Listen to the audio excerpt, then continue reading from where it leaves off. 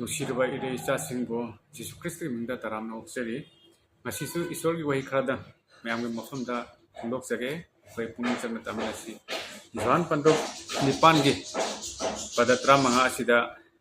कई फुंदोक पी अदुगा तेबंग पालिस्टा अखोइना तौरिबा अखोइगी वखलोन अमदे अखोइगी थबक असि चुमलिब्रा हैबसे अखोइ वखल तौमिनसी नखोइदी हक्चांगी मतुंग इना वयली अइदी कनाबसु वयनदे होय अदुगा अइना वयलबदी अइगी वयनबा अदु असुंबनी मरमदी अइदी इथंता नत्ते तयंगमसुम अइगा अइबु थारकलबा इपागनी होय अदुगा मी अनीगी सखी असुंबनी हाइना नखोइगी वयल जतन अदुदे इख्रबनी इसिननौक्सिंग तैबुंग पालसिदा अइकोइना अरानबा असोयबा अमा लाक्पा मतमदा महाक्ति फत्तबनी महाक्ति अखोइगी मांगनबा सिनबनी अखोइगी धमक यकनबनी हाइदना अखोइना मी अमबो लान हेक्ता वयनबा मी अमबो हेक्ता अखोइना अखोइगी पुंग वखलना पाप चेनबगी मरमना अखोइना हेक्ता वयली मसी ईश्वरना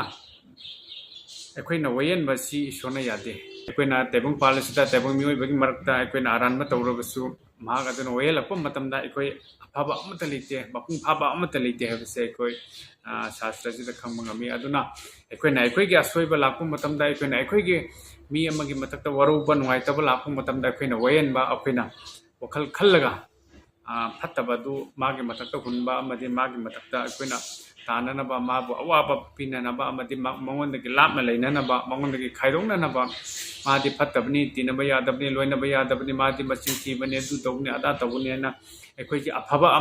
अमगुमना अखोइना खल्लगा चलिबसे अखोइ सुमदे हैबसे शास्त्रजिदा फोंदोक्पि फत्तबा तौबा महाग अदुसु अखोइना असुंबा लंबिदा अफबा लंबिदा चिंगबा ngamnanaba अफबा वहिना वांगांगना नुक्सीबना इंथबना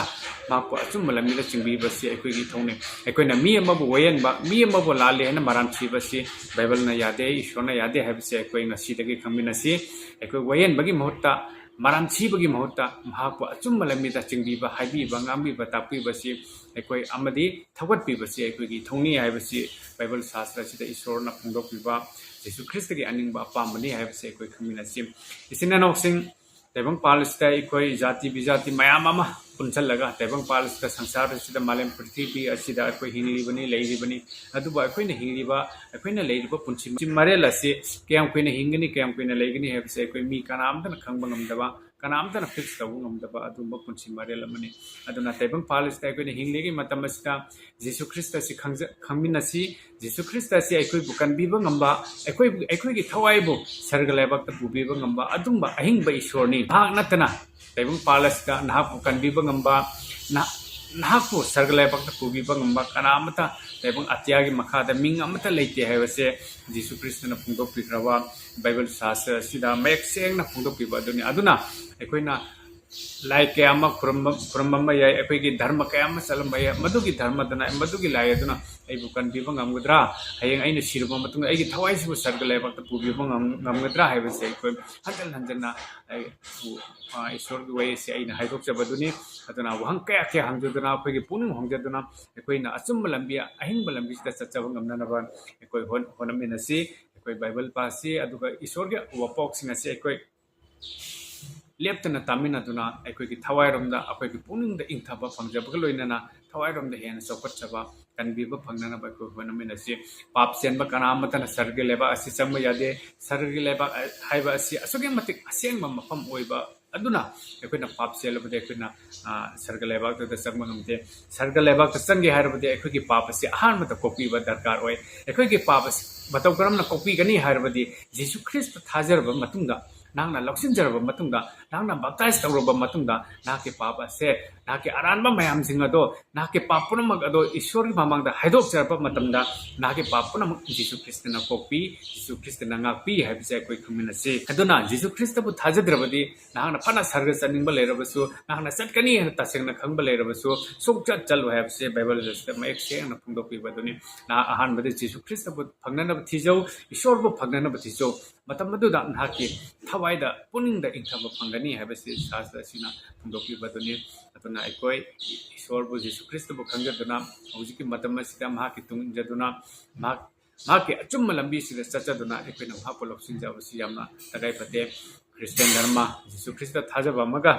हिंदू अमगा amadi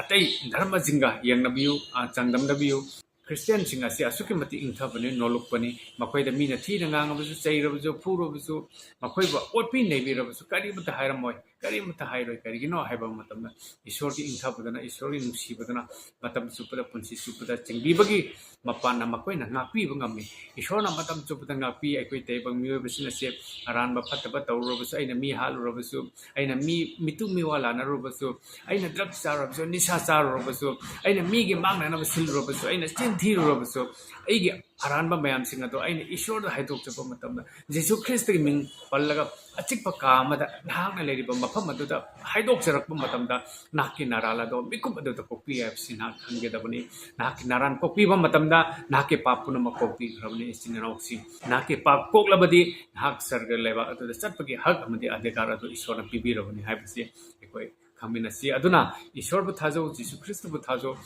ईश्वर के असुम वैसिंग जीसु ख्रिस्ट के अहिंग वैसिंग से अखोय पामेन अदुना खामिन अदुना एखोय की पुंसीदा एखोय की थवाय हेना चौकट मेनाबा अमा वैजब खमनाबा एखोय होनमिनसी एखोय ने हुजे ईश्वर के वही ईश्वर की वरी ईश्वर के अहिंग वही से ताथोक चरिबा अमदि ईश्वर के वपोक संदोक चरिबा सिंग से नखोय की थवाय सिंग अदुना हयंग सिरबा मतुंगा नोरो हारिबा मफम नोरो अदुदा मखोय की हन सिदे हाय मखोय हाइबदि करिनो फत्तबा थवाय फत्तबा शैतान सिंग फत्तबा दियाबोल सिंग मखोय की हन सिदे हाय नहांग सिबो मतम हन अदुदा नाकोकता संगिने नमिता संगिने नाकोंदा मुथोलकनी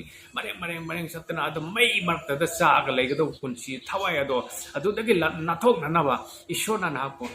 अचुम लंबी असिदा माके सरगे लेबा अदु लेहनिंगी हैबसे बाइबल शास्त्र सिदा बायक्सन खुंदोकि पदनि चिनेनाक्सिंग अदुना क्रिस्टियन वैरे हैदुना कनागुमा मना जीसु ख्रिस्ट थाजरे हैदुना नापो तीना चैबिबा ngambiba matamda nahak tomina नोलुना ईश्वरदा हराव बगलोइना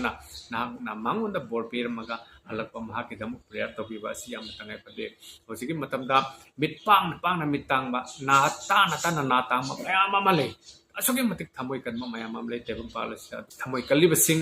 अमदि ना ताना ना पंगलिबसिंग ना मिट उदौना मिटांगलिबसिंग ईश्वर बु खंगजाहो नाकी तैबंग पुंची खोंगसत लोरबा मतुंगदा नाकी थवाय दो असुगी मतिक अवाबा अरुबा अमदि मैसा लांगबा मफमा पार्टी को मैगी को मदुदा सत्कनी हाबसे मयक सिंग बाइबल सिदा फुंदोकिबनि अदुना मफम मदुदगी नाथोंगनाबा नागना सरगी इंथाबा लमदम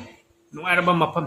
लमदम अदुदा ईश्वर गलोइना लेमिनबा मफम अदुदा नुमित कुमना nganba मफम अदुदा ना लेजबा पंगनाबा जीसु ख्रिस्ट खक नतना नखोय कनामतगी उपाय लेरोय जीसु ख्रिस्ट खक थाजबियु जीसु ख्रिस्ट थाजरगा